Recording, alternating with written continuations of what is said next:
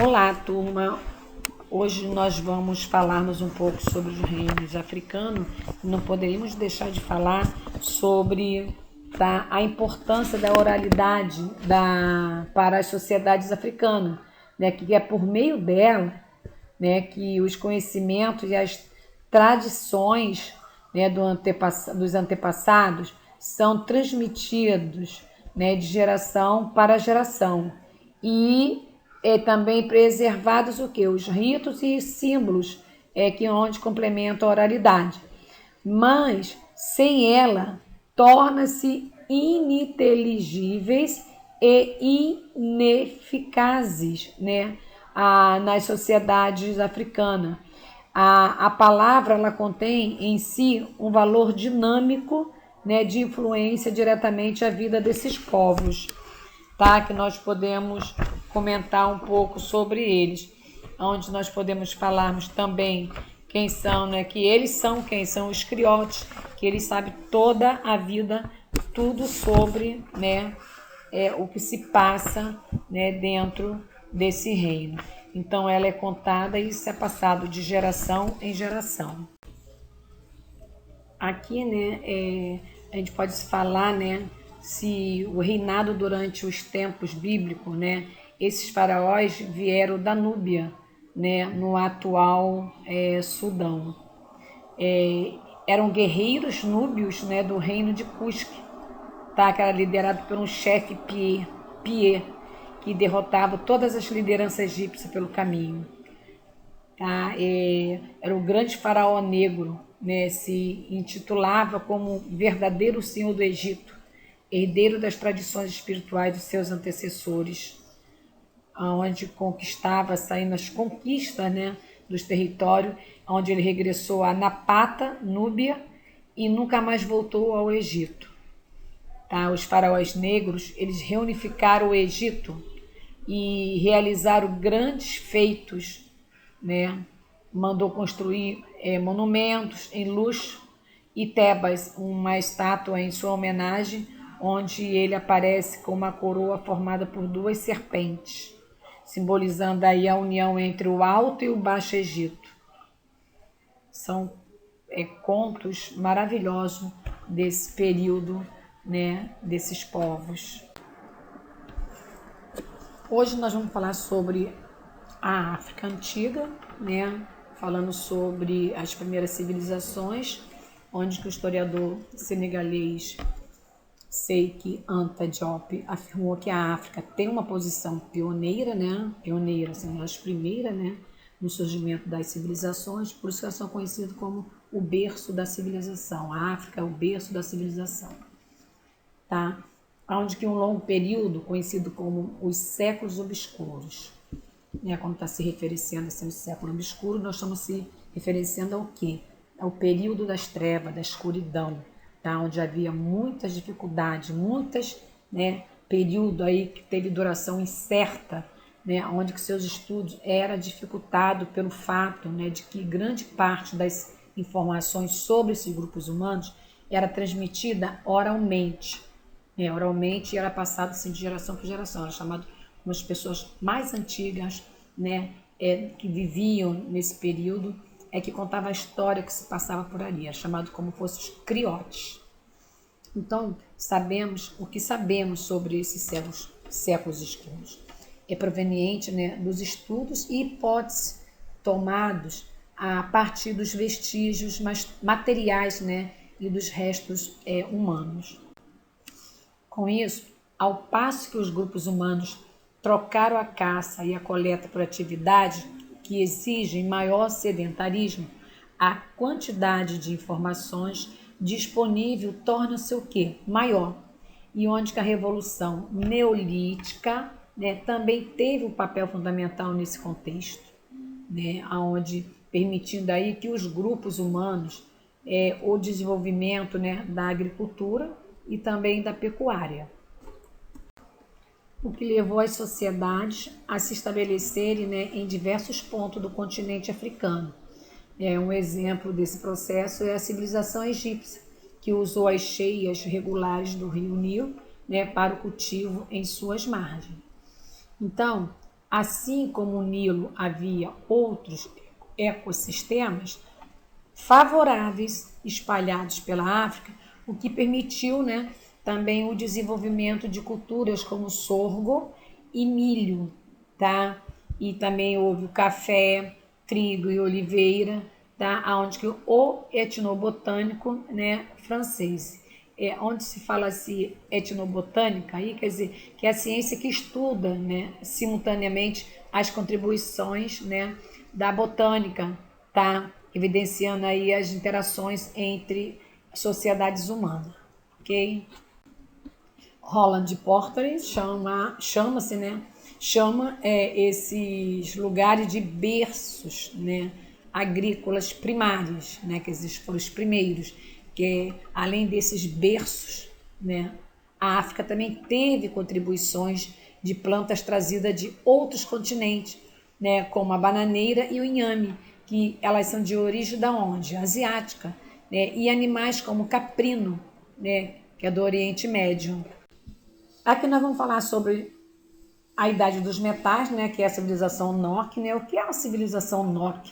Né? É o nome de uma pequena aldeia, né, de mineração no centro da Nigéria, onde que em 1928 as primeiras evidências dessa cultura foram que encontradas, mas como não há prova escrita recebida, o nome original dessa civilização permanece o quê? Desconhecidas, né?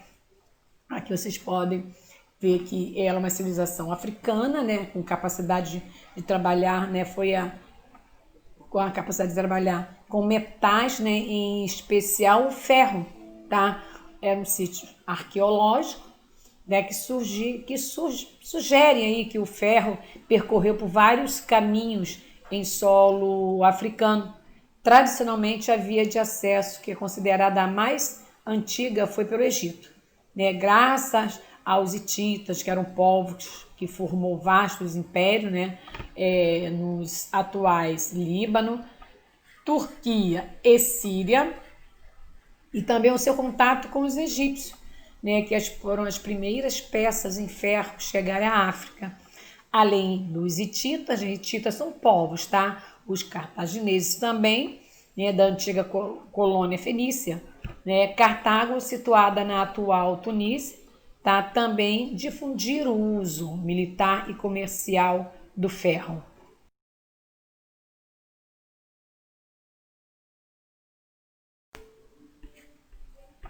Aqui é um mapa onde mostra a extensão do Império Nok, né? Vocês podem observar, né, do norte do continente africano, que ele é bem extenso, né? O Nok está aqui ao meio, aqui, ó. Aí tem as cidades, Sokoto, né, Katsina, Kano, Jos, Abuja, né? Aí lá que do lado aqui tem o Benin também. A Nigéria vem aqui depois, né? Toda essa parte africana. Vai ficar bem extensa, bem uma extensão muito grande do Império Nok. Curiosamente, não foram as peças em metalurgia os primeiros achados arqueológicos sobre a cultura Nok. Em 1928, durante os trabalhos de escavação, né, em uma mina de estanho próxima à vila de Nok, né, na Nigéria, trabalhadores encontraram uma cabeça em terracota, né, de uma cultura, né, desconhecida. Então foi daí, né, que começaram as pesquisas em busca de mais objetos, onde diversas campanhas arqueológicas e vários achados da cultura Nok tornaram-se desconhecidos. E infelizmente, né, há uma questão sem resposta, né, porque o povo Nok desapareceu. A teoria mais aceita diz que a grande quantidade de madeira queimada para a confecção das peças em ferro tenha causado um desequilíbrio ambiental, onde que acabou por prejudicar as colheitas e levou a civilização ao colapso. Isso aqui é uma escultura em terracota, né, que está exposta no Museu de Louvre, né, onde que a sua arte, né, de Nok, né, eles representaram pessoas, animais, né, cabeças humanas são modeladas, né, segundo as formas geométricas em uso, né, como esférica, cônicas, são de tamanho quase natural e as feições são estilizadas, as cabeças humanas, mesmo quando mostram algumas tendências para o naturalismo, nunca são retratados, né? Em contrapartida, né, os animais também não são retratados. São retratados assim, como se diz assim, de forma realista, o que leva a pensar que as representações humanas se afastam da realidade voluntariamente, né? E não por falta de habilidade dos artistas. Tá bom? Sobre o reino de Cush, podemos falar que a palavra Cush era um nome que os egípcios, né, eles davam para a região da Núbia, né, onde que muitos historiadores consideraram, né, o reino de Cush um dos mais importantes estados da antiguidade da África, onde que suas principais características, né, como econômica, política e culturais e fatos históricos, onde que o poder político ele ficava concentrado nas mãos de um rei, né, e podemos dar um exemplo assim de seus vizinhos egípcios, que eles possuíam assim, uma religião politeísta, né, que acreditavam em vários deuses, e os deuses cuxitas eram antropomórficos, né, eram seres humanos, né, e animais misturados. Eles também acreditavam na vida após a morte, enterravam os mortos, né, que eram reis, sacerdotes, principalmente, né, em tumbas em forma de pirâmides. Os cuxitas também receberam uma forte influência, né, política, principalmente através da dominação militar dos egípcios. Mesmo assim, desenvolveram uma rica cultura, ok? A história, né, da África ela não começa com a escravidão na Idade Moderna. Nos atuais Sudão e Sudão do Sul, na confluência dos rios Nilo e o Atibara, ficava na antiga Núbia, né, ligado ao Egito, né, pelos grandes rios, né, e esse território ele foi explorado por suas terras agricultáveis e seus depósitos de metais, acima de tudo ouro, cobre e estanho para a fabricação. Os registros arqueológicos mais antigos apontam para o início da ocupação da área durante o Antigo Império Egípcio. Mas é durante o Médio Império que as relações se tornaram-se mais intensas com o domínio egípcio sobre rotas de incensos, marfim e outros produtos. Todos esse contato leva a uma egipcização da Núbia, que passou a ser administrada indiretamente pelos faraós e pelas elites locais. Aqui é uma imagem, né, representando o Império de Kush. Okay? Aqui é um mapa, ele está bem assim aberto, dá para observar bem, né, onde ele faz, né, a fronteira com o Egito.